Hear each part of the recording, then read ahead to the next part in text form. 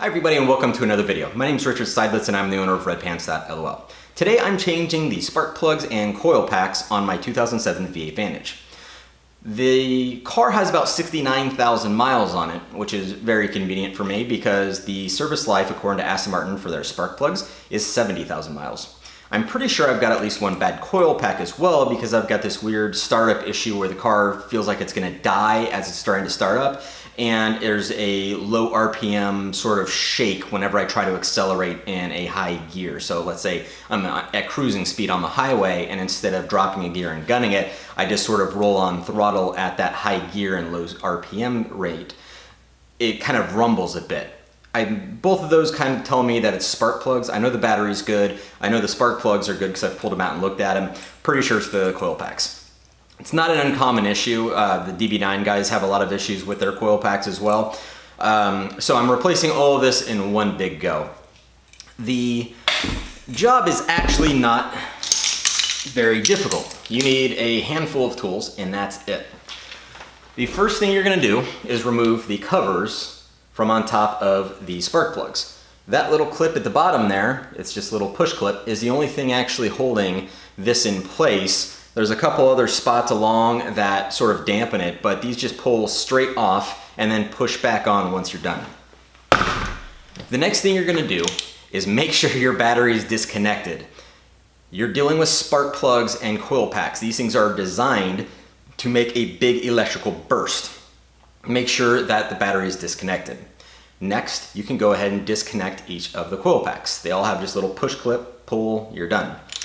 You're then going to use a T20 Torx bit and a ratchet. I like using this short extension. It sort of helps me mess around a little bit better with angles. This bolt, the bit will get rid of the bolt that holds each of the coil packs in place. Each coil pack has one of them. New coil packs come with new bolts. When you remove the coil pack, make sure you get the spacer that is on it. So here is that spacer. You can see it right down there at the bottom.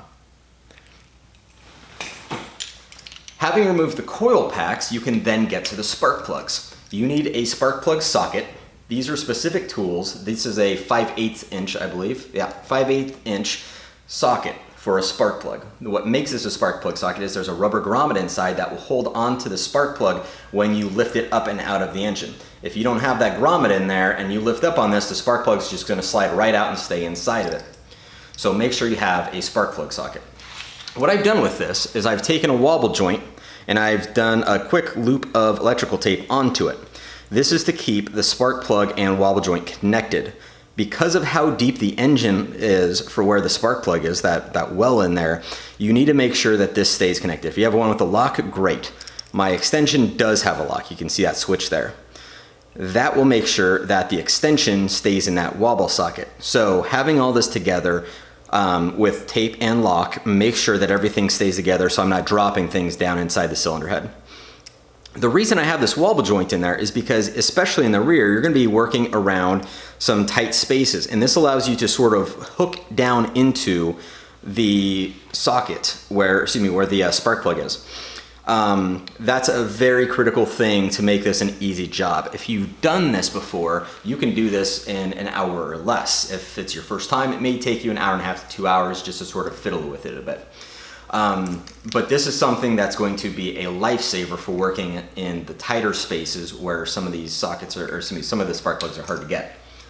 Obviously, we have a ratchet for that little setup. And then we have the other critical component, which is a torque wrench. Make sure you follow the manufacturer guidelines from the spark plug company that made the spark plug manufacturer. There we go.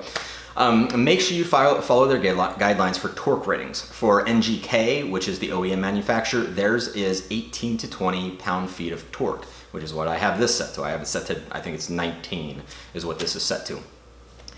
You want to make sure that you get the right torque setting because one, this is a critical component for your engine. If anything goes wrong, bad things can happen. And two, the amount of torque that you put into that spark plug, I don't know why I keep saying socket, the amount of torque you put in that spark plug actually has an impact on its thermal conductivity, which is one of the key design elements of a spark plug. So if you've ever heard of spark plug heat ratings or one-step colder plugs, anything temperature related, it has to do with the way it conducts heat. heat, which is critical when it's inside of the engine. There's a specific heat range it needs to be in. Making sure that it's properly installed and at the right torque is part of maintaining that heat rating.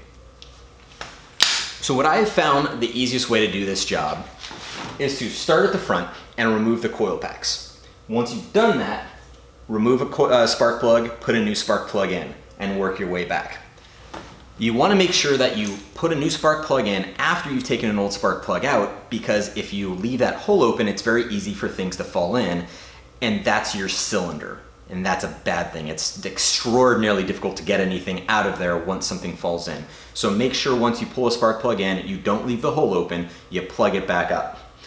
Work your way back installing the new spark plugs one at a time. Once you've done that, start at the rear and install the coil packs and work your way forward. The reason you're doing this is because the spark plugs are down low, so they're not in the way of anything. However, when you get to the back of this engine, it's a tight space, and you need every bit of space that you can get to move around, especially when you're trying to deal with ratchets and a torque wrench. By having everything in the front away from the engine, so all those coil packs out, you can work in that last one, which is otherwise a bit of an issue to get to because of how tight it is. Once that's in, it's much easier to work your way forward. Same thing goes with the other side. It's not as difficult on the right-hand side of the car, at least for the US markets, flip-flop for other markets. But it's not that hard on this side once you do that same technique. Once you've done that with all of them and you make sure your torque ratings are right and you have everything reinstalled, you can button back up with new coil packs. You make sure, don't over tighten the coil packs. It's an aluminum block, especially the spark plugs are the same. You're dealing with aluminum. Don't over tighten things because that will actually damage it. You can put the covers back on, make sure everything's reconnected, each of the coil packs is reconnected. You can put the covers on, give it a test run and see how it goes. Also reconnect your battery. That helps too. But that's pretty much it. Expect to take 1 hour to 2 hours. If you're filming, expect it to take 4 or 5 hours because this is kind of ridiculous. And that's all there is to it. If you have any questions, please feel free to reach out, rich@redpants.lol. If you have any questions about anything order or inventory or packaging, shipping, any of that nature, Claire handles all that, CLARE@redpants.lol. That's especially if you have a question about an order that's already shipped or one that's pending. She's the person to ask because she handles all that now. It's taken a huge load off of me so I can try to get back to making videos and all the write-ups and content and everything.